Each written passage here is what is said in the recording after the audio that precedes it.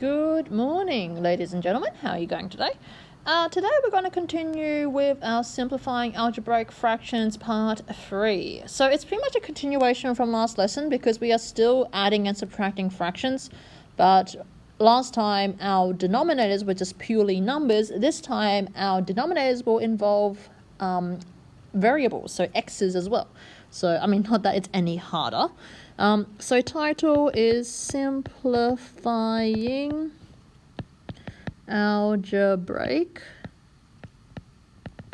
Fractions Part 3. So because we're still adding and subtracting, the key point from last lesson was that you must always have the same denominator before you can add or subtract fractions.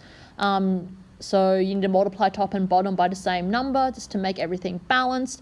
There was also the key point that if what you're multiplying has two or more terms, you need to put brackets around them. And finally, you must always check that if you can factorize your answer and if you can simplify your answer, then simplify it, because you must always write your answer in the most simplified form. So I'm just going to jump straight in today with an example. So example 1, the doing word, the verb is simplify. So example A is we did something similar last lesson, but we'll start off with this for today just to remind us of some of the traps or familiar mistakes that people make. So this example part A, we're going to subtract fractions. So right now denominators are just 6 and 5. So the common denominator between them would be 30, which means I need to multiply by 5 top and bottom for the first fraction. But because I'm multiplying by two terms, I need to put brackets around them in the numerator. And then my second fraction, because to get a denominator of 30, I need to multiply by 6. So I need to do that top and bottom, but I need to put brackets around it. So really it is 5 outside of 2x minus 3 over 30 minus 6 outside of 3 minus x over 30. Now, because we have a common denominator, we can just put it all over one common denominator. So 5 outside of 2x minus 3, subtract 6 outside of 3 minus x, all over 30. Now expand your brackets, so you have 10x minus 15 minus 18. Again, be careful, negative and negative is a positive, so it's a plus 6x all over 30. Now gather your like terms so you can simplify it. So 10 plus 6x is 16x. Negative 15, negative 18 gives us a negative 33 all over 30. So ask yourself, can I factorize what I have right now? Is there anything in common between 16x and 33? No, because 33 is not prime, but the factors of 33 is just 1, 3, 11, and 33. And 3 doesn't go into 16 either. So there's no common factors in the numerator, so I can't factorize this. So I can't simplify it anymore because, even though 16 and 30 is even, 33 is not even, so I can't simplify it. So then you leave your answer as that. Let's do part B. So we're spicing things up a little bit. Do I have space? I can make space for it. So part B. We have 4 over x plus 1 plus 3 over x minus 2. Now you're going, oh no, we have algebraic expressions on the denominator. Oh, that's so hard.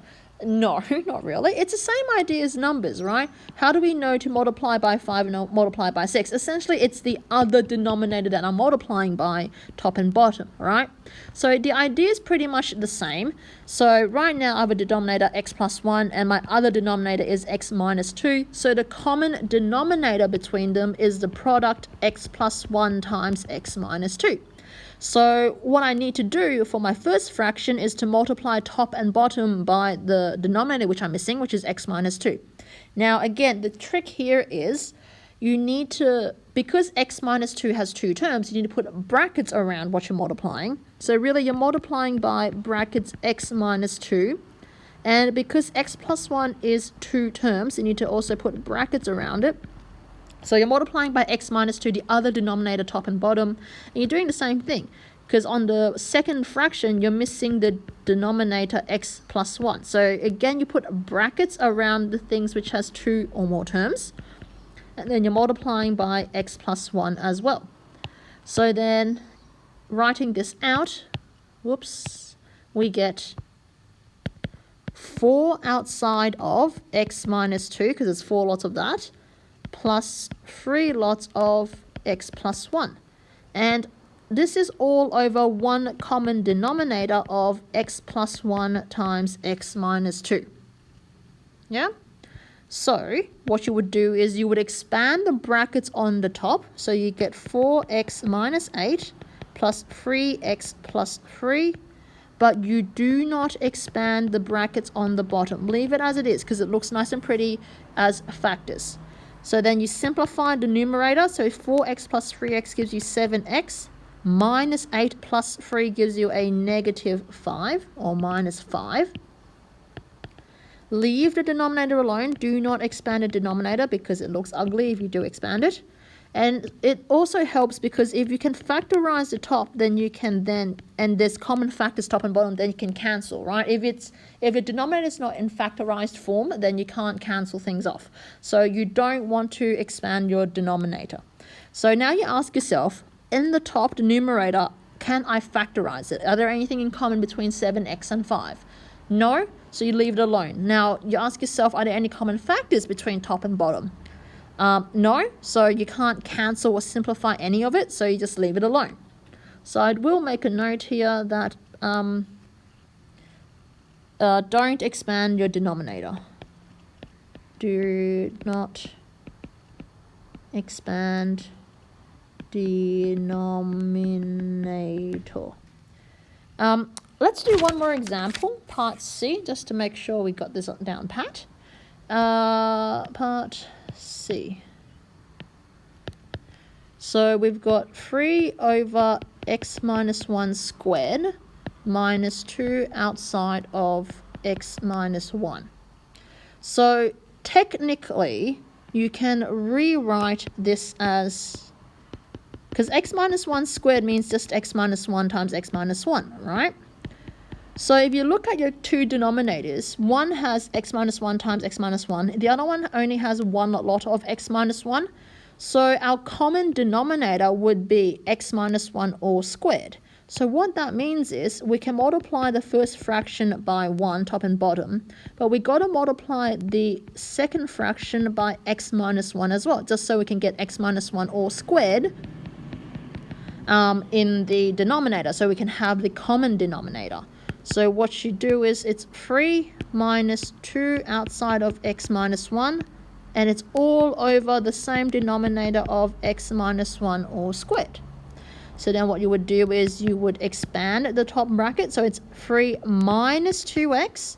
Now again, be careful. Negatives are positive, so it's a plus 2 all over x minus 1 squared. Gather your like terms on the top. So 3 plus 2 is 5, and then you only have a negative 2x there, and then all over x minus 1 all squared. So final check, can you factorize anything in the top? No, 5 and 2 are primes, so you can't do anything with that. Are there any common factors top and bottom? No, so you can't cancel. So that would be your final answer, and you just leave it as that.